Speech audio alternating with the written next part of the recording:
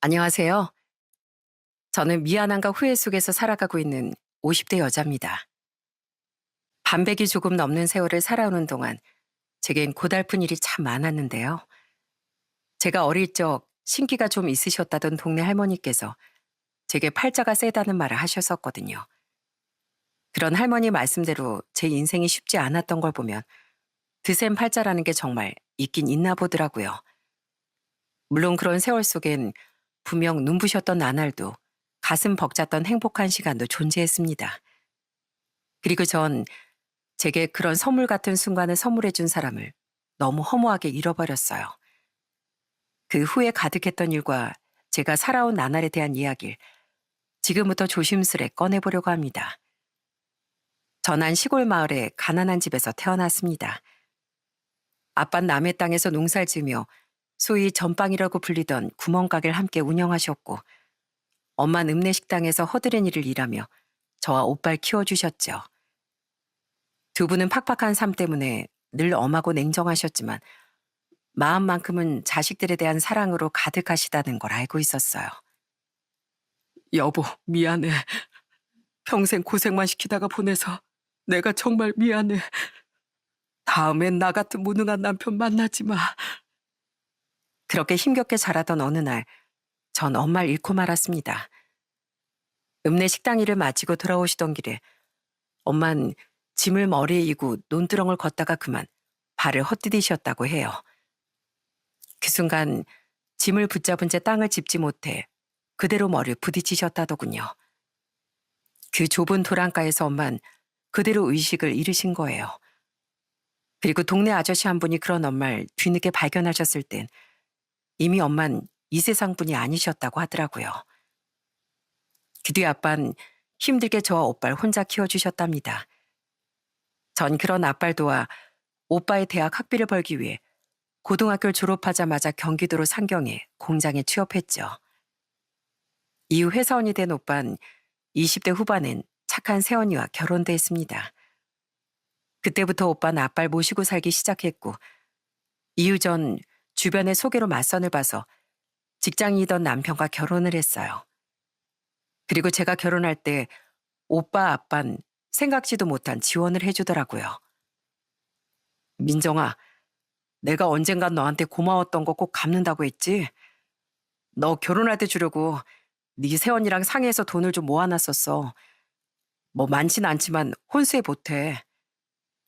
민정아, 아빠가 네 오빠 앞으로 들어간 돈이 많아서 가진 게 많진 않지만 그래도 너 결혼할 때 주려고 이 정도 따로 남겨놨었다.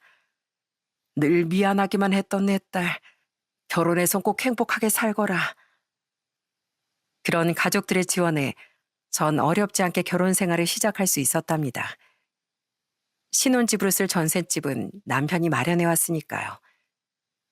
전 결혼하자마자 임신해서 아들을 낳았고 직장을 그만둔 뒤 주부가 되었어요. 아이를 키워야 했으니까요. 그런데 뱃속에 제가 딸을 임신하면서부터 착하고 순진했던 남편이 달라지기 시작하더군요. 당신 또 도박판 기웃거리려고 그러지? 그거 내려놔. 겨우 숨겨둔 돈인데 그건 또 어떻게 찾았어? 내가 벌어온 돈 내가 쓰겠다는데 팔자 좋게 집에만 있는 여편 내가 어디서 참견이야? 이거 안 놔? 남편은 자기 친구의 꼬드김으로 인해 도박에 빠지고 말았습니다. 남편은 처음엔 도박장에 갔다가 돈을 좀 딴 모양이더라고요. 그 뒤 완전히 쉽게 돈 버는 일에 빠져 남편은 직장까지 그만두고 도박장에 아예 출근을 하기 시작했죠. 하지만 아시죠? 도박은 곧 망하는 지름길이라는 것을요. 도박이 그렇게 쉬우면 왜 다들 패가망신을 한답니까? 남편은 금세 집안의 돈을 다 털어먹었죠. 전 어떻게든 가정을 지키기 위해 남편을 말려보려고 했습니다. 당장 저희 아들도 너무 어렸고 뱃속에 둘째까지 있었으니까요. 그런데 남편은 완전히 눈이 돌아서 나중엔 제게 손찌검까지 하더라고요. 그런 남편은 제가 딸을 출산했을 때도 도박에 빠져 병원으로 달려오지도 않았고요. 당신 이거 뭐야? 이 립스틱 자국 뭐냐고? 어? 당신 이제 하다하다 바람까지 피웠니? 아이, 뭐 어쩌라고? 그럼 내가 평생 애 둘 낳고 뱃살 축 처진 당신만 보고 살 줄 알았어? 그런 남편은 심지어 바람까지 피웠더군요. 애들을 업고 안으며 도박장까지 쫓아가 봤더니 거기서 똑같이 도박에 빠진 웬 싸구려 같은 여자 바람이 났더라고요. 속옷이 보일랑 말랑한 짧은 치마에 파란 아이섀도우에 딱 술집에서나 볼 법한 여자였죠. 이 쓰레기 같은 년놈들아. 야, 이광현, 넌 우리 애들한테 미안하지도 않니? 어? 집안 살림 다 거덜내고 저런 천박한 여자랑 바람까지 나? 그 두 연놈은 악에 받쳐 울부짖던 절 실실 비웃더라고요. 분노가 폭발한 전 그 상간녀의 뺨을 후려쳐버렸습니다. 그리고는 발로 확 남편의 정강이도 힘껏 걷어차버렸죠. 저는 그런 남편과 더 늦기 전에 이혼을 해야겠다고 다짐했어요. 그런데 천벌이라는 게 정말 있는 모양이더군요. 제가 도박장에 찾아갔던 날 남편은 평소처럼 도박장에서 먹고 자며 거의 나흘을 들어오지 않았는데요. 또 가져갔던 돈을 다 잃고 집으로 돌아오던 길에 그만 사고로 세상을 떠나더라고요. 그리고 함께 사고를 당한 상간년 목숨을 잃지는 않았지만 영영 불구의 몸이 되고 말았고요. 그로 인해 전 그래도 전세집 보증금은 건질 수 있었답니다. 그렇게 전 저희 아들이 4살, 딸이 막 돌이 지났을 때 혼자의 몸이 되었죠. 오빠 아빠는 제가 두 사람이 살고 있던 지역으로 이사 오길 바랬어요. 하지만 전 그냥 경기도에 남는 걸 택했습니다. 집에서 멀지 않은 곳에 다행히 영유아반이 있는 어린이집이 있어 그곳에 아이들을 맡기고 돈을 벌러 나갈 수 있었거든요. 이제 혼자 아이들을 키워야 했던 전 운이 좋게 이전에 다니던 공장에 다시 들어갈 수 있었죠. 그렇게 새 인생을 살기 시작한 전 그곳에서 또 다른 인연을 만나게 됐어요. 고마워요, 민정 씨. 민정 씨 아니었으면 저 진짜 큰일 날 뻔했어요. 고맙긴요. 같이 일하는 사이에 당연한 거죠. 근데 영국 씨, 일할 때 꼭 조심하세요. 그러다 정말 큰일 나요. 늦게까지 대리운전 뛰신다고 들었는데 체력 조절 잘 하셔야 될 것 같아요. 그 사람이 바로 제 두 번째 남편이었습니다. 남편은 저와 같은 공장에서 일하던 사람이었어요. 처음엔 그저 인상이 좋은 사람이구나 하고 생각하며 인사 정도만 하고 지냈습니다. 남편은 평소에 유독 많이 피곤해했는데 다른 사람들에게 들어보니 투잡을 뛰느라 늘 잠이 부족한 사람이라고 하더라고요. 집 형편이 어려워 지방에 살고 계신 노모께 생활비를 보태며 살고 있다고요. 저 또한 비슷한 경험이 있어 그런 남편에게 연민을 가지고 있었는데요. 한 번은 기계를 돌리다 꾸벅꾸벅 조는 남편을 보고 깜짝 놀라 얼른 깨워준 적이 있었어요. 그때 남편은 까딱 잘못했으면 손가락이 기계에 끼일 뻔했거든요. 그랬더니 그 이후로 남편은 절 유난히 따뜻하게 대하더라고요. 그리고 제가 사별한 지 2년 정도 지났을 때 남편은 제게 정식으로 교제를 신청하더군요. 이미 남편의 마음은 눈치채고 있었고 저 또한 호감이 있었지만 저는 정중히 거절했습니다. 애들이랑 시간 보내기도 힘들어서 연애는 저한테 사치예요. 그리고 영국 씨, 전 애가 둘이나 있는 유부녀지만 영국 씨 미혼이잖아요. 그러니까 저 말고 아직 미혼인 다른 좋은 사람 만나세요. 영국 씨는 좋은 분이니까 꼭 그러실 수 있을 거예요. 전 민정 씨 아니면 누구도 싫어요. 민정 씨도 저한테 관심 있으시잖아요. 저는 민정 씨를 위해서라면 아이들도 제 아이처럼 품을 자신 있습니다. 저 만나실 시간 없으면 애들이랑 같이 만나요. 제가 애들한테 아빠 대신이 되어줄게요. 민정 씨, 민정 씨가 살아온 아픈 이야기 듣고 저 정말 가슴이 아팠습니다. 이제라도 그럼 민정 씨, 제가 꼭 행복하게 만들어주고 싶어요. 거듭된 제 거절에도 남편은 굴하지 않고 계속 저를 설득했습니다. 저도 사람이다 보니 그런 남편을 보며 자꾸 욕심이 생기더라고요. 저도 다시 행복해질 수 있지 않을까 하는 욕심이요. 결국 전 남편에게 마음을 열었고 그렇게 우린 조심스러운 만남을 시작했죠. 그리고 남편의 마음이 정말 따뜻하다는 걸 확실히 알게 된 전 남편의 부탁으로 남편과 만나는 자리에 아이들을 데리고 나갔습니다. 수영아, 안녕? 이야기 많이 들었어. 이 아저씨는 수영이 엄마랑 친한 친구야. 안녕하세요. 아저씨 어려워할 거 없어. 아저씨가 수영이랑 지민이가 그렇게 착하다길래 맛있는 거 사주고 싶어서 오늘 만나자고 한 거야. 수영이 돼지갈비 좋아한다며? 오늘 아저씨가 10인분 사줄게. 남편은 아직 한참 어렸던 저희 애들에게 정말 잘해주었습니다. 저희 애들은 둘 다 낯을 좀 가리는 편이었는데 남편이 무등도 태워주고 선물도 사주니 금세 낯선 아저씨를 잘 따르더라고요. 특히 한창 아빠가 필요할 나이였던 아들은 나중엔 영국의 아저씨 만나러 갈래? 하고 제가 물으면 며칠 전부터 잔뜩 신이 나 있었죠. 민정아, 우리 이제 만났다가 헤어지지 말고 매일 같이 눈 뜨고 같이 잠들래? 나 애들 더 크기 전에 이젠 아저씨 말고 아빠 해주고 싶어. 그리고 평생 힘들게 살아온 민정이 네가 기댈 수 있는 좋은 남편이 돼주고 싶어. 네 팔자가 세다고 했던 그 할머니 말 내가 다 틀렸다는 거 살면서 증명해 줄게. 앞으로 네 눈에서 절대 눈물 날 일 없도록 노력할 테니까 나랑 같이 살자. 어? 그렇게 약 1년 정도를 만난 뒤 남편의 청혼으로 전 재혼을 결심했습니다. 당시 저희 아들이 7살, 딸이 5살 때였죠. 우린 살림을 합쳐 방 3개짜리 구축 아파트에서 새 출발을 했습니다. 양가에서 도움을 받을 수는 없는 처지였어요. 오빠 아빠에겐 이미 예전에 도움을 받았었고 시숙님네와 살고 계시던 홀 시어머니도 형편이 좋지 않으셨거든요.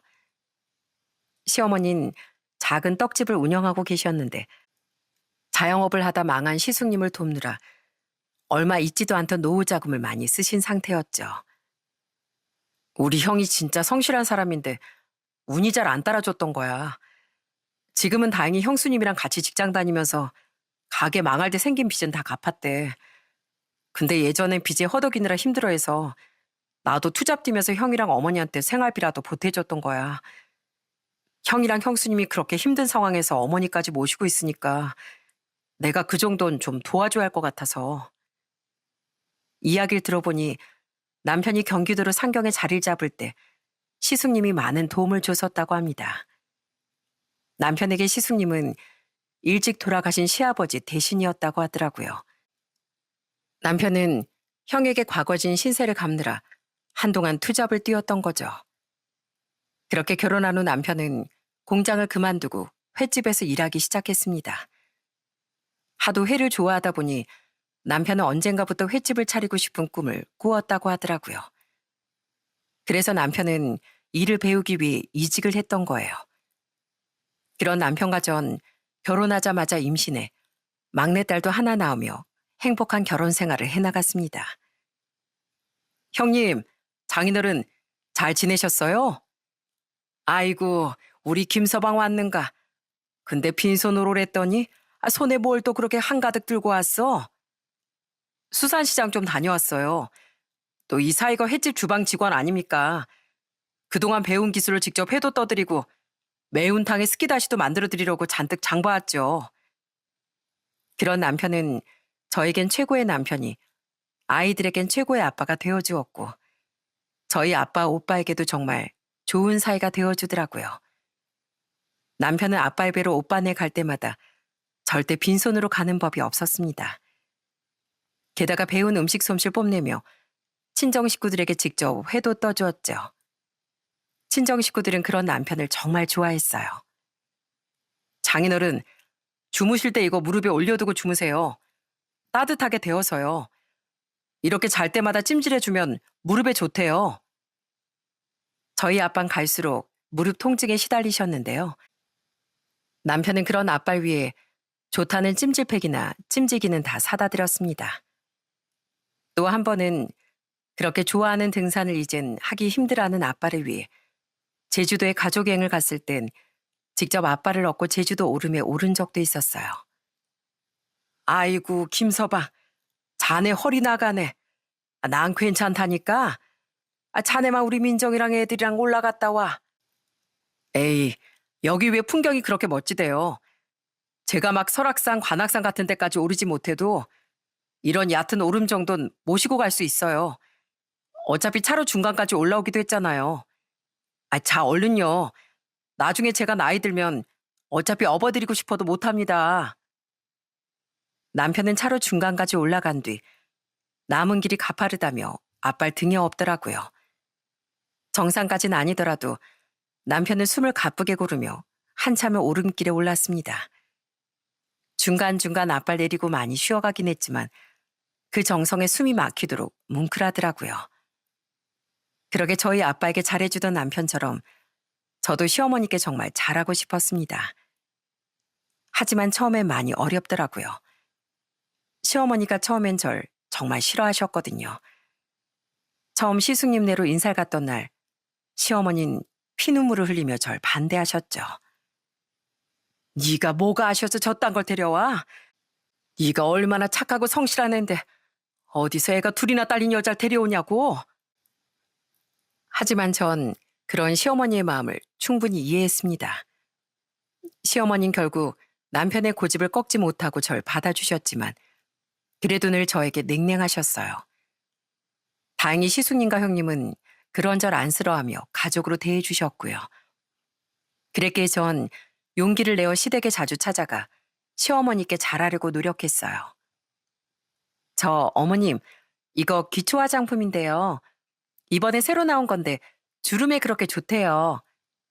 어머님이 얼마 전에 주름 신경 쓰시는 것 같아서. 됐다, 치워. 그냥 흐르는 세월이 야속한 거지. 다 늙어서 무슨 주름 관리를 해. 너 왜 이런 데 돈을 쓰냐? 너 우리 영국이가 벌어오는 돈으로 살림 해프게 하는 거 아니야? 어머님, 이거 족저 근막염에 좋은 운동하라고 해서 사왔어요. 어머님 매번 발 때문에 힘들어하셨잖아요. 일하실 때 신으세요. 넌 맨날 내가 어디가 아픈지, 뭐가 불편한지 촉각을 곤두세우고 있니? 뭘 모르는 게 없어. 어머님, 동서가 저한테 전화로 맨날 물어봐요. 어머님 요새 편찮으신 데는 없으신지, 밥은 잘 드시는지요. 어머님이 동서 전화 잘 안 받으시니까 저한테 전화해서 그렇게 어머님 걱정을 하더라고요. 이 정도면 동서 짝사랑 이제 좀 받아주세요. 휴무가 안 맞을 땐 혼자 애들 다 데리고 찾아가 시어머니를 뵙고 오기도 하고 종종 시어머니 떡집 장사도 도왔습니다. 그런 제 정성을 높이 산 형님과 시숙님은 시어머니께 저에 대한 좋은 이야기를 많이 해주셨어요. 그렇게 노력을 하니 시어머니도 제게 세웠던 날을 조금씩 거두시더라고요. 그런 시어머니의 마음을 녹였던 건 저희 아이들도 한몫했습니다. 할머니, 이거 제가 학교에서 그린 그림인데요. 여기 할머니도 그렸어요. 아이들은 착한 사람을 알아본다죠. 아무리 자신들에게 퉁명스레 굴었어도 이상하게 아이들은 새로 생긴 자신들의 친할머니를 좋아하더라고요. 시어머니를 좀 어려워냈어도 친해지고 싶었는지 꼭 시어머니 곁을 서성대더라고요.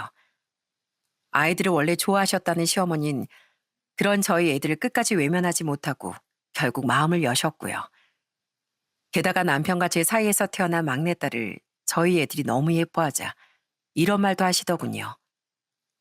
원래 우리 김씨들이 형제간의 우애가 좋아. 아주 영국일 꼭 닮았네 애들이. 시어머니는 이씨에서 김씨로 성이 바뀌었던 저희 애들을 은연중에 당연한 듯 처음부터 김씨 핏줄인 양 말씀하셨던 겁니다. 그런 시어머니께서 제게 마음의 문을 아주 활짝 열게 된 계기가 있었는데요. 제가 결혼한 지 4년 뒤 시어머니가 대장암 2기 판정을 받으셨어요. 그때 전 서울의 유명한 대학병원에서의 수술과 치료를 위해 바로 시어머니를 저희 집으로 모셨답니다. 암 수술하고 치료는 유명한 교수님한테 받아 좋대요. 무조건이요.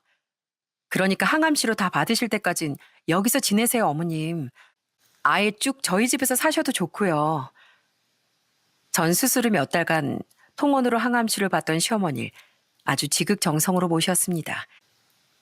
대장암에 좋다는 음식은 인터넷을 뒤지고 지방까지 내려가서라도 다 구해다 드렸고 항암 후유증을 심하게 앓으셨던 시어머니를 직접 씻겨드리기까지 했죠. 어머님, 그렇게 앉아만 계세요. 눈 딱 감으시고요.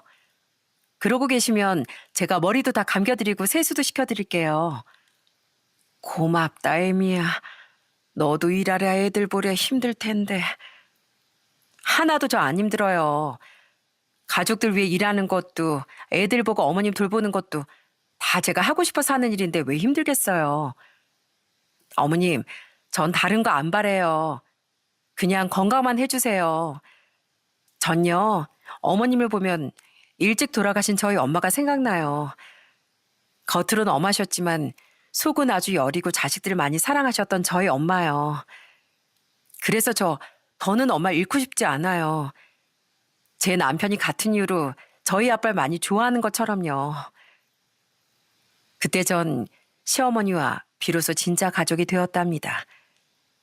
시어머니께서 제 진심을 알아주고 제게 정말 마음을 열어주셨거든요. 이후 시어머니는 다시 시숙님네로 돌아가셨지만 제가 시댁에 내려갈 때마다 버선발로 달려와 절 맞아주셨죠. 나중에 완치 판정을 받으신 후 시어머니는 제게 사과도 해주셨습니다. 생각해보니까 애미 너한테 여태 내가 제대로 된 사과도 못했었구나. 예전에 나한테 많이 서운했지? 상처도 많이 받았을 게야. 정말 미안하구나. 내가 내 아들 생각만 하느라 너무 나빴다. 그렇게 시간이 오래 걸리긴 했지만 행복은 천천히 제 인생을 감싸주더군요. 남편과 재혼하며 전 비로소 평온하고 행복한 인생을 살게 된 거예요. 시간이 흘러 남편은 저희 아들이 13살 때 직접 횟집을 차렸습니다. 남편의 가게에 놀러간 아이들은 우리 아빠가 최고로 멋지다며 방방 뛰었죠. 아빠 진짜 이제 사장님이에요? 그럼 우리 수영이 지민이 빛나 이제 다 사장 딸이야. 아빠가 이 가게 아주 크게 키워서 우리 사랑둥이들 다 대학 보내고 시집장가 보내줄 거야. 그날 신나서 횟집을 뛰어다니고 남편 팔에도 대롱대롱 매달리던 아이들의 모습. 세상 가장 멋지고 든든한 모습으로 절 호강시켜주겠다고 말하던 남편의 웃음. 그 행복한 시절이 아직도 눈을 감으면 앞에 선합니다. 언제까지고 이어질 줄 알았던 그 행복이 너무나 애틋하고 그리워지곤 하죠. 남편의 횟집은 개업발인지 처음엔 장사가 꽤 잘 되더라고요. 덕분에 남편은 몇 년 뒤엔 큰 돈을 들여 확장 이전까지 했죠. 그런데 바로 그 확장 이전이 문제였어요. 아, 어떻게 이렇게 재수가 없지? 갑자기 손님이 이렇게 뚝 끊겨버리면 어쩌잔 말이야. 그로부터 몇 달 뒤 우린 큰 위기에 봉착하고 말았어요. 바로 마스크 시국이 터졌던 겁니다. 처음엔 그냥 가볍게 지나갈 줄 알았던 그 시국은 끝날 기미가 보이지 않았고 남편의 횟집엔 손님이 뚝 끊겨버렸어요. 그때가 저희 아들이 18살이 되던 해였죠. 아무래도 애들 학원을 당분간 쉬게 하는 게 낫겠지? 아니야, 그러지 마. 당신하고 난 못했던 학창시절 공부 우리 애들은 마음껏 하게 해주자고 다짐했잖아. 나 돈 있어. 이따 당신 통장으로 보낼게. 뭐? 돈이 어디서 났는데? 친구한테 좀 빌렸어. 하필 확장 이전을 한 지도 얼마 안 됐고 이사한 집 대출금도 갚고 있을 때라 우린 금전난을 겪을 수밖에 없었습니다. 남편의 가게는 다달이 적자였고 제 외벌이론 5식구의 생활비와 대출금 상환, 아이들의 교육비까지 감당하기가 힘들었죠. 어떻게든 버텨보려 남편이 대출까지 받았지만 그 지독한 시국은 끝날 기미가 보이지 않더라고요. 남편은 아이들의 공부만큼은 어떻게든 시켜줄 거라며 주위의 돈을 빌리고 다녔습니다. 가족들에겐 도움을 바랄 수가 없었던 게 형님은 당시 시국 때문에 실직을 한 상태였어요. 친정 오빠도 다니던 회사를 그만둔 뒤 새언니와 함께 차렸던 삼겹살 가게 운영에 큰 타격을 입은 상황이었고요. 그렇게 우린 우리의 힘으로 그 난간을 어떻게든 헤쳐나가려고 애를 썼죠. 여보, 미안해. 내가 괜한 욕심을 부려서 가족들 더 힘들게 했어. 가게 확장만 안 했어도 이 정도로 힘들어지진 않았을 텐데. 여보, 어깨 펴. 이건 그냥 천재지변 같은 거야. 당신 잘못은 없어. 우리끼리 힘을 합치면 헤쳐나가지 못할 난간이 어디 있겠어. 이 또한 다 지나갈 거야. 그러니까 우리 희망을 잃지 말자. 알았지? 남편은 갈수록 고개를 들지 못하더군요. 저는 그런 남편이 안쓰러워 어떻게든 격려해 주려고 애를 썼습니다. 남편의 가게엔 그래도 매출이 조금 회복됐는데요. 그래봤자 적자거나 아니면 겨우 적자만 면하는 정도였습니다. 그런데 그렇게 힘겨운 나날을 보내던 와중 언제부턴가 남편의 행동이 어딘가 수상쩍어지는 거예요. 여보, 당신 전화 오는 것 같은데 누구지? 아이, 당신은 왜 남의 휴대폰을 함부로 봐? 당장 이리 줘. 아, 깜짝이야. 내가 뭘 함부로 봤다고 그래. 그냥 누구한테 전화하는지 보려고 한 건데. 원래 저와 남편은 서로의 휴대폰도 편하게 보고 쓰던 사이였거든요. 그런데 언젠가부터 남편은 휴대폰 비밀번호를 바꾸곤 제게 알려주지 않더라고요. 굳이 남편의 휴대폰을 들쑤시고 싶은 마음은 없었는데 괜히 사람이 안 하던 짓을 하고 제가 자신의 휴대폰만 만져도 화를 내니 뭔가 이상하더라고요. 그런 남편은 자꾸만 전화통화도 저 몰래 하려고 애를 썼고요. 평소엔 그냥 있던 자리에서 전화를 받던 사람이 종종 제 눈치를 보며 베란다도 아닌 집 밖으로 나가 전화를 받더라고요. 영국 씨, 뭐 하고 있어요? 아, 잠시만요. 제가 집이라서 나가서 전화를 좀 받아야 할 것 같아요. 그러던 어느 날 전 남편의 휴대폰 너머에서 흘러나오던 여자의 목소리를 듣게 됐어요. 집이 하도 조용해 목소리가 선명하게 들리더라고요. 남편은 흠칫하며 제 눈치를 보더니 얼른 집 밖으로 나가버리더군요. 그동안 남편의 행동을 수상쩍게 생각했던 전 그날 화가 폭발했어요. 당신 아까 그 여자 대체 누구야? 누군데 당신이 뭐하고 있는지 물어보고 왜 당신은 전화를 나가서 받았냐고. 거래처 경리야. 오늘 평일이잖아. 아직 결제 못 해준 건이 있어서 그거 물어보려고 전화했대. 지금 시간이 8시인데 아직 퇴근도 안 하고 당신한테 전화를 걸었다고? 그게 말이 돼? 당신 설마 진짜 바람이라도 났어? 뭐? 아이, 그게 무슨 뚱딴지 같은 소리야. 당신 요즘 행동이 너무 수상쩍잖아. 안 그러던 사람이 내가 휴대폰만 만지면 막 신경질 내고 아이 휴대폰을 막 숨겨놓기도 하고 게다가 여자랑 나 몰래 통화하면서 말도 안 되는 핑계까지. 이게 바람이 아니면 뭐야? 나 안 그래도 전 남편 때문에 바람에 아주 노이로제 걸린 사람인 거 몰라? 당신이 그럴 사람은 아니라고 생각하고 여태 참았는데 오늘은 진짜 못 참겠어. 걱지 좀 쓰지 마. 가뜩이나 요즘 힘든데 왜 당신까지 더 보태려고 들어? 나 힘들어. 그러니까 나 좀 그냥 냅둬. 남편은 그런 제게 사과를 하긴커녕 오히려 적반하장으로 나왔습니다. 화가 난 전 휴대폰을 당장 내놔보라고 소리를 질렀어요. 하지만 남편은 아예 집 밖으로 나가버리더군요. 오늘은 가게에서 자고 온다면서요.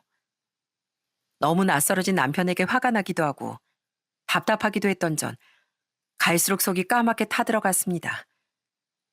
너무 수상해서 몰래 휴대폰을 보려고 해도 비밀번호를 모르겠더라고요.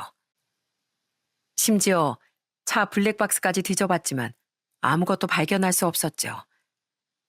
그래도 전 남편이 그럴 사람이 아닐 거다. 다른 남잔 다 그래도 내 남편은 그럴 사람이 아니다 라는 생각으로 어떻게든 의심을 없애보려고 했습니다. 남편의 행동은 분명 수상쩍었는데 그래도 남편의 그런 모습은 도저히 상상이 안 됐거든요. 그러던 어느 날 남편은 웬일로 술에 잔뜩 취해 집에 들어왔더군요. 그리고는 갑자기 제 앞에서 펑펑 오열을 하는 거예요.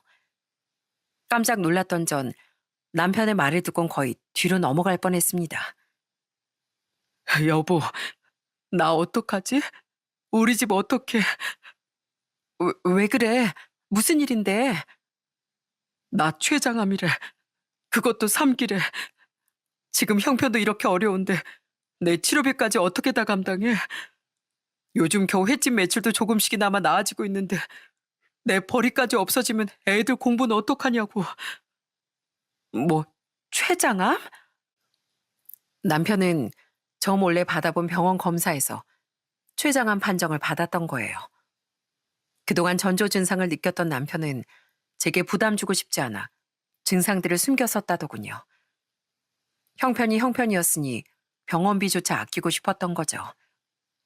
그러다 결국 혼자 병원에 찾아가 검사를 받아본 모양인데 그 결과가 그렇게 참혹했던 거예요. 더 가슴 아팠던 건 남편은 그 와중에도 돈 걱정을 먼저 하고 있더라고요. 저는 의심이고 뭐고 놀라서 남편을 끌어안고 함께 울었습니다. 그리고 남편을 달래기 시작했죠. 여보, 당신 암보험도 들어놨는데 무슨 걱정이야. 게다가 요즘 나라에서 치료비도 많이 지원해 주잖아. 그러니까 돈 걱정 같은 건 아무것도 하지 마. 우리나라 의료기술 정말 좋은 거 알지? 그리고 어머님 전에 완치되셨던 것도 기억나지? 당신 암도 수술받고 잘 치료받으면 말끔하게 나을 거야. 걱정하지 마. 내가 당신 꼭 지켜줄 거야. 그땐 정말 그동안 남편 때문에 속상했던 일은 하나도 기억나지 않더라고요. 그저 내 남편을 살려야겠다는 마음뿐이었죠. 소식을 들은 양간 발칵 뒤집었습니다. 특히 시어머니는 이 모든 게 다 자신의 탓이라며 오열하시더군요. 내가 엄마가 돼서 영국이한테 준 건 불행밖에 없구나. 암도 유전이라는데 분명 나 때문에 걔가 그런 병에 걸린 거야. 아니에요, 어머님. 이건 그냥 사고 같은 거예요. 그리고 제 남편 제가 꼭 낫게 할 거예요. 걱정하지 마세요. 남편은 우선 수술이 불가능한 상태였기에 항암 치료를 먼저 시작하기로 했습니다. 그렇게 본격적인 치료에 들어가기 앞서 제 앞으로 남편의 암 보험금이 먼저 지급됐더군요. 남편이 보험 수익자를 자신이 아니라 제 앞으로 어느샌가 변경을 해놨더라고요. 그리고 보험금이 지급된 지 며칠 뒤 남편의 스스로 목숨을 끊었습니다. 여보, 아픈 사람이 아침부터 어딜 가? 그냥 항암 치료 받으면 후유증 때문에 건강을 많이 잃는다고 하잖아. 그러니까 항암 시작하기 전에 여기저기 바람이라도 많이 쐬고 돌아다니려고. 무리는 안 할게. 걱정하지 마. 그리고 여보, 어? 그동안 내가 자꾸 짜증냈던 거, 이상한 짓 했던 거 다 미안해. 내가 당신을 많이 사랑하는 거 알지? 그날 아침 남편은 제게 사랑한다는 말을 남긴 제 집을 나서더군요. 그리고 그 길로 남편은 영영 집에 돌아오지 않았어요. 사랑한다는 그 말은 남편이 제게 남긴 마지막 인사였던 겁니다. 알고 봤더니 남편은 그새 저 모르게 횟집까지 다 정리를 했더라고요. 경찰에 의해 받아볼 수 있었던 남편의 유서를 읽고 전 오열하고 말았어요. 여보, 당신이 이 편지를 읽고 있다는 건 내가 이미 이 세상 사람이 아니라는 거겠지? 미안해. 당신하고 애들만 남겨두고 이런 비겁한 선택을 해서. 근데 나 이 세상을 살아가는 일이 너무 힘들어. 게다가 내가 치료 시작하면 아무리 보험금이 나온다고 해도 어쩔 수 없이 돈이 더 들어갈 거야. 그럼 우리 애들도 피해를 보겠지. 특히 우리 공부 잘하는 수영이 곧 대학도 가야 하는데 나 때문에 대학을 포기해야 할지도 몰라. 그러니까 그냥 내 암보험비라도 우리 가족들 위해 온전히 남기고 가고 싶었어. 그 돈으로 빚도 좀 갚고 우리 애들 나 대신 꼭 훌륭하게 키워줘. 미안해 여보. 사랑해. 아이들에게도 사랑한다고 전해줘. 이 바보야. 아빠가 없는데 애들이 어떻게 행복하게 자랄 수 있겠어. 그깟 돈이 뭐라고 당신 목숨을 이렇게 던지냐고. 나 평생 눈물 날 일 없게 해주겠다며. 근데 어떻게 날 이런 식으로 떠나. 제발 돌아와. 제발. 전 너무 허무하게 떠나버린 남편을 목 놓아 불렀습니다. 충격적인 아빠의 마지막에 아이들도 넋을 잃었죠. 그동안 너무 지쳤던 남편은 그렇게 가족들에게 암 보험금이라도 남기고 싶어 했던 거예요. 하지만 아무리 생각해도 왜 남편이 이렇게 극단적인 선택까지 해야 했는지 도저히 이해를 할 수가 없더라고요. 영구가, 내 아들, 대체 왜 그랬니? 왜? 김서방, 이 바보 같은 사람아. 남편의 장례를 치르는 내내 모든 가족이 절망에 빠졌습니다. 아무도 이 갑작스런 죽음을 받아들이지 못했죠. 전 그런 가족들을 보며 구석에서 하염없이 눈물만 흘렸습니다. 이 사람 지갑이 이렇게 낡았었네. 애들만 챙긴답시고 남편 지갑 이렇게 해진 줄도 모르고. 난 정말 아내 자격도 없는 사람이야. 장례가 끝난 후 전 혼자 남편의 유품을 정리하기 시작했어요. 남편이 평소에 쓰던 노트를 읽어보며 혼자 울고 웃기도 하고, 또 남편의 낡은 지갑을 쓸어보며 스스로를 원망하기도 했죠. 이게 뭐야? 무슨 명함이지? 많이 힘드시죠? 당신의 친구가 되어드립니다. 그런 전 남편의 지갑 속에서 이상한 명함을 발견했어요. 저런 이상한 문구아래엔 휴대폰 번호가 하나 적혀 있더라고요. 잘 생각해보니 그건 대부업체 명함 같더군요. 순간 불길한 느낌이 들었습니다. 그동안 제 눈치를 보며 전화를 받던 남편의 모습이 머릿속에 불현듯 떠올랐거든요. 저는 설마 싶어 그 번호로 직접 전화를 걸어봤어요. 그랬더니 웬 여자가 아주 친절하게 전화를 받더라고요. 사랑합니다, 고객님. 상담사 이 부장입니다. 안녕하세요. 네, 안녕하세요, 고객님. 돈 필요해서 전화하신 거 맞으실까요? 얼마나 필요하신 걸까요? 하시는 일이나 상황을 말씀해 주시면 보다 친절하게 상담해 드리겠습니다. 비대면으로 당일 대출도 가능하세요. 자신을 이 부장이라고 소개한 여잔 제게 친절한 목소리로 돈을 빌려주겠다고 말하더군요. 다짜고짜 대출에 대한 이야기를 꺼내는 걸 보니 역시나 대부업체가 맞는 것 같더라고요. 전 순간 그 여자가 전에 남편에게 전화를 걸었던 여자는 아닐까 하는 생각이 들어 물었습니다. 돈 필요한 게 아니고요. 혹시 김영국 씨라고 아시나요? 그쪽 저번에 제 남편한테 전화 걸지 않으셨어요? 혹시 제 남편이 거기에서 돈을 빌렸나요? 김영국 씨요? 죄송하지만 고객 개인정보 말씀드릴 수가 없습니다. 제가 그 사람 아내예요. 제 남편이 정말 거기서 돈 빌린 적 없어요? 제 추궁에 그 여잔 잠시 당황한 듯 하더군요. 그러더니 대충 말을 둘러대다 전화를 뚝 끊어버리지 않겠어요? 그때 전 확신했습니다. 아무리 생각해도 이해가 안 갔던 남편의 극단적 선택의 이유가 그것과 관련이 있는 것 같다고요. 그래서 전 남편의 휴대폰을 마구 뒤져보기 시작했어요. 그리고 전 남편의 휴대폰에서 사채꾼으로 추정되는 남자와 남편이 주고받은 통화 녹음 파일 몇 개를 발견할 수 있었답니다. 그 모든 파일을 들어본 전 통곡을 하고 말았어요. 야, 김영구. 남의 돈을 빌려갔으면 갚아야 될 거 아니야. 내가 당신 가게 찾아가서 제대로 다시 엎어줘? 이번 달치 언제 보낼 거야? 자식들 교육비 부족하다고 그렇게 사정할 때는 언제고. 왜 쓸 거 다 쓰고 나니까 돈을 안 갚냐고. 죄송합니다. 꼭 갚겠습니다. 이번 달도 적자가 나서 그래요. 저번처럼 오셔서 소란 피우시면 그나마 있는 손님도 다 떨어집니다. 그럼 제가 더 돈을 갚을 수가 없어요. 그러니까 조금만 기다려주세요. 어이, 김영구. 요즘 왜 자꾸 우리 쪽 전화를 피해? 저번에 우리 미쓰리가 전화했을 땐 날강도 드리라고 소리까지 질렀다며? 그러면 쓰나. 우린 정당하게 우리가 빌려준 돈 받으려고 하는 건데 왜 우릴 날강도 취급해? 그게 사실 너무하신 거 맞잖아요. 아니 어떻게 500이었던 돈이 몇 달 새 5천이 넘게 불어납니까? 이미 원금도 다 갚았잖아요. 근데도 5천이 넘는 돈을 다 갚으라고 이러시는 거잖아요. 우리가 처음 빌려줄 때 이자율 말해줬잖아. 다 알고 빌렸으면서 왜 딴소리야? 제가 돈을 갚으려고 해도 이 핑계 저 핑계 대면서 그 돈 못 갚게 한 거 그쪽들이잖아요.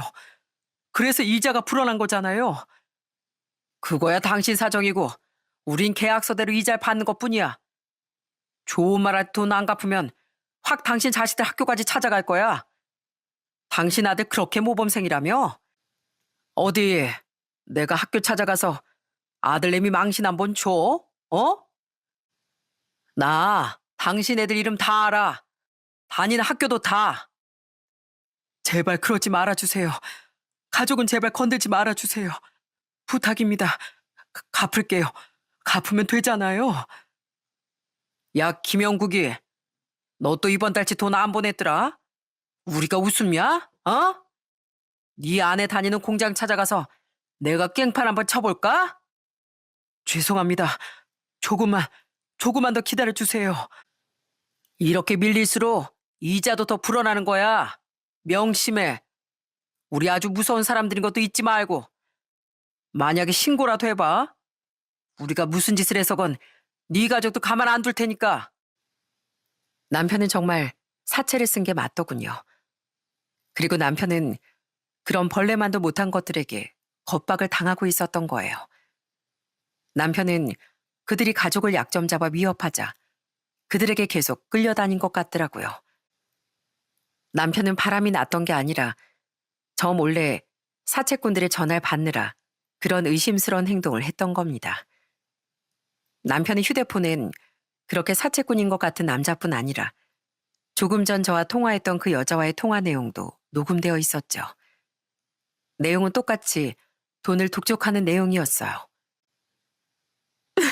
이 바보야. 이런 일이 있었으면 나랑 의논을 했어야지. 왜 그걸 나한테 숨겨? 왜? 당신 이 자식들 때문에 그랬던 거구나. 너무 힘들어서 죽음으로 도망친 거 맞지? 이 자식들이 가져갈까봐 그래서 보험금도 내 앞으로 나오게 바꿔놨던 거지? 어떻게 날 이렇게 나쁜 아내 만들어. 나한테 말하고 이 자식 다 쇠고랑차게 만들어줬어야지. 이깟 불법 사채꾼들 신고하면 그만인데 왜 나한테 그렇게 단 하나도 기대지 못했어. 나도 당신 지켜줄 수 있는데 대체 왜. 전 혼자 너무 힘든 시간을 감당했을 남편을 향해 원망을 퍼부었습니다. 제가 얼마나 듬직하지 못했으면 남편이 제게 한마디도 하지 않았을까 싶어 제 스스로를 많이 자책하기도 했고요. 그런 전 나중에 남편의 차에서 대부 계약서도 발견할 수 있었어요. 그걸 보니 남편이 빌린 돈은 정말 5억도 5천도 아닌 고작 500이 맞더라고요.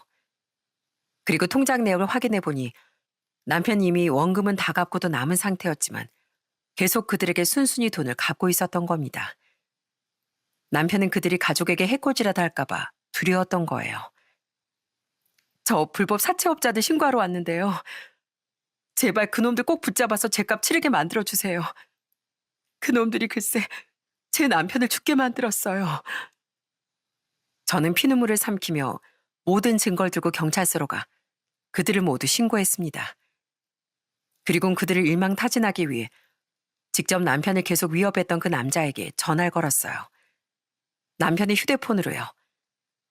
요리조리 빠져나가고 도망다닐 그들을 잡으려면 직접 불러내는 길이 가장 빨랐으니까요. 어이 김영국이, 너 횟집 정리했더라? 감히 나한테 말도 없이 그거 정리한 돈 어쨌어? 빚이 있어서도 조금은 남았을 거 아니야. 돈이 생겼으면 얼른 갚아야지. 안녕하세요. 저 김영국 아내 되는 사람인데요. 제 남편이 그쪽한테 돈을 빌렸다고 털어놓더라고요. 남은 돈이 정확히 얼마죠? 그거 다 제가 갚아드릴게요. 뭐요? 정말이죠? 그럼 우리야 땡큐죠. 이런 쉬운 길을 두고 김영국 그 자식 요리조리 피해 다니긴. 제가 가진 현금이 있어서요. 직접 만나서 돈을 드리고 싶은데 그리고 제가 보는 앞에서 계약서 찢어주셨으면 좋겠어요. 어디서 뵈면 좋을까요? 돈을 갚겠다는 말에 사채꾼은 좋아서 껄껄거리더군요. 하지만 제가 미쳤다고 그놈에게 돈을 갚았겠습니까? 그놈이 말한 약속 장소에 나타난 건 제가 아니었어요. 약속 장소로 향한 건 제가 아니라 사복 형사들이었죠. 전 경찰에 그들을 넘기기 위해 경찰들이 보호하에 미끼 작전을 썼던 겁니다. 결국 그 사채꾼들은 전화를 받았던 이 부장이란 여자까지 줄줄이 엮어 일망타진됐습니다. 실은 전 그 자리에 직접 동행해 그들에게 저주라도 퍼부어주고 싶었어요. 이렇게요. 야, 이 개자식들아. 니들은 사회 바퀴벌레 같은 놈들이야. 혐오스럽고 더럽게 짝이 없는 존재. 감히 내 남편을 괴롭히고 죽음에까지 이르게 한 죄 평생에 걸쳐서 달게 받아봐. 그리고 만약 언젠가 나나 애들 앞에 나타나기라도 하면 그땐 내가 살점 하나 남지 않도록 잘근잘근 씹어먹어 줄 거야. 알겠어? 남편 일은 나한테 무서울 건 아무것도 없어. 그나마 니들이 사람으로서 응징해 준 건 애들 옆에 엄마인 나라도 남아줘 해서야. 니들이 무서워서가 아니라. 그러니까 만약 내 눈에 띄기라도 하면 그때가 니들 제사날이 될 줄 알아. 하지만 그러지 못했던 건 저 때문에 아이들까지 위험에 처할까봐 걱정이 돼서였습니다. 그들이 저와 아이들의 얼굴까지 아는지 모르겠지만 만약에 모르는 상태였다면 제 얼굴을 보여선 안 된다고 생각했죠. 대신 전 저 내용 그대로 편지를 적어 그들이 갇힌 구치소로 보내버렸어요. 그렇게 해서라도 그들에게 일말의 저주라도 퍼붓고 싶었거든요. 그리곤 그 뒤 친정과 시댁이 있는 곳도 아니고 서울도 아닌 먼 지역으로 이사를 해버렸습니다. 절대로 그들이 아이들을 찾지 못할 곳으로요. 그 뒤 결국 그들은 모두 징역형을 받았다더군요. 모두 동종 전과까지 있어 더 가중처벌을 받았다고 하더라고요. 하지만 전 그들이 징역사를 끝낸다고 한들 모든 죄값을 치른 거라고는 생각하지 않습니다.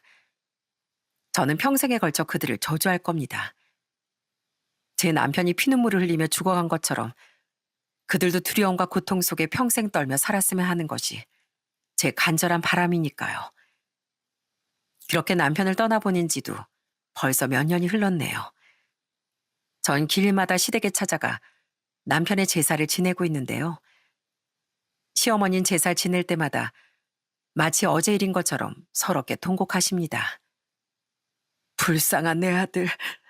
엄마가 못 지켜줘서 미안하다. 미안해. 대학생이 되어 자취를 시작한 큰애와 둘째도 그리고 아직 청소년이 막내까지 아직도 남편을 많이 그리워하고 있어요.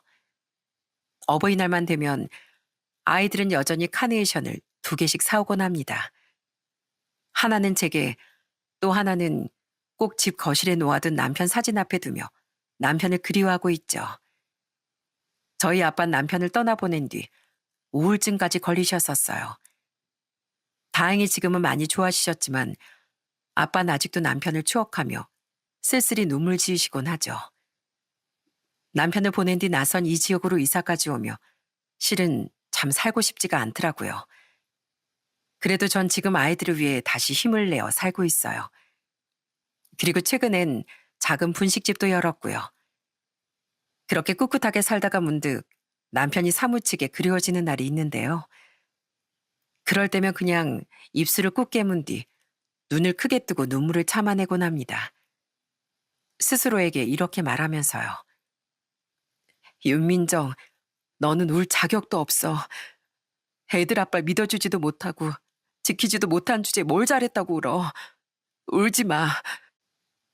전 이렇게 여전히 스스로를 자책하고 있어요. 남편을 믿고 힘이 되어주지 못할 망정 바람을 피우는 게 아니냐는 의심이 난 지난날에 대한 후회를 내려놓지 못한 채로요. 전 이렇게 제 인생에 행복을 가져다 주었던 2번째 남편을 허무하게 잃고도 삶을 꾸역꾸역 살아나가고 있습니다. 아마 앞으로도 제 인생은 지옥 같을 거라고 생각해요. 아이들 덕분에 때로는 많이 웃고 행복할지언정 결국엔 다시 남편을 떠나보냈던 그때로 돌아가겠죠. 아무리 후회한다고 한들 남편은 돌아올 수 없을 테니까요. 그래도 아이들만은 행복해질 수 있도록 전 아이들 앞에선 최대한 많이 웃으며 살아가려고 합니다. 그렇게 아이들을 위해 견디고 견디다 때가 되면 남편 곁으로 돌아가 꼭 사과하고 싶어요. 그 천사 같은 얼굴을 마주하고 손을 맞잡은 채로요. 하지만 그날이 오려면 아직 먼 것 같으니 전 이 자리를 빌려 남편에게 짧은 편지를 남겨보려고 합니다. 여보, 나야. 거기선 잘 지내고 있어? 늘 가족밖에 모르던 사람이었으니까 분명 거기서도 나랑 애들 걱정하고 있겠지? 여보, 내가 비록 당신을 지키지 못했지만 우리 아이들만큼은 꼭 끝까지 지킬게. 수영이도 지민이도 당신을 빼닮은 우리 빛나도. 그러니까 당신은 거기선 아무 걱정 말고 편히 쉬고 있어. 여보, 그때 당신을 믿고 힘이 되어주지 못해서 정말 아무것도 몰랐던 나라서 정말 미안해. 나중에 당신을 만나게 되면 꼭 다시 사과할게. 당신을 만난 뒤로 내 인생은 항상 천국이었어. 그런 당신을 난 죽을 때까지 죽어서도 잊지 못할 거야. 너무 미안하고 고마웠어. 사랑해, 여보. 이만 사연을 마치며 마지막으로 여러분께 드리고 싶은 말이 있는데요. 요즘 이런저런 사연을 많이 듣다 보면 세상에 불신이 참 많아진 것 같더군요. 바람 피우는 사람도 많고 뒤통수 치는 사람도 많으니 아무래도 의심이 많아질 수밖에 없을 것 같더라고요. 하지만 세상엔 분명 끝까지 신뢰를 지키는 배우자도 있는 법입니다. 그러니 여러분, 배우자에 대한 신뢰가 흔들릴 땐 꼭 신중하게 확인을 해보시길 바랍니다. 그렇지 않다면 저처럼 평생 후회 속에 살 수도 있을 테니까요. 부디 여러분껜 저에게와 같은 비극이 일어나지 않길 간절히 바라겠습니다. 그럼 전 여기서 이만 인사드릴게요. 들어주셔서 정말 감사드립니다.